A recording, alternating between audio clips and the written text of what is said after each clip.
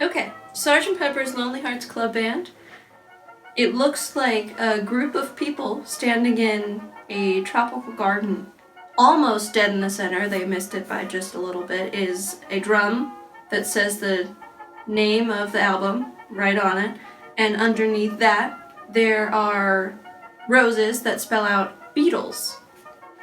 In this big group of people right behind the drum is the Beatles in flamboyantly colored matador-looking outfits. They're yellow, pink, very bright blue, and red. And right next to them is a group that looks like the Beatles, but sadder and in gray suits.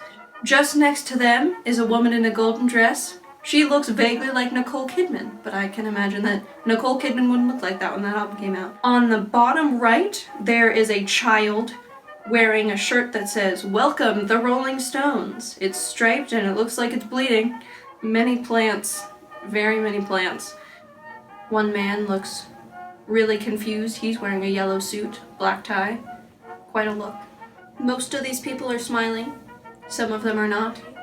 On the right side is a bust of a presidential-looking man. Glasses, hair parted in the middle, very suave. Next to that is a woman with very thin eyebrows wearing a yellow pantsuit with a blue shirt. And next to them is a group of sad-looking boys with bad haircuts. One of them looks vaguely like a childlike image of my brother Drew. Next to that group of men is an African-American man in a silk robe who looks very pensive. Above all of those people are a bunch of juxtaposed faces to make it look like a big crowd.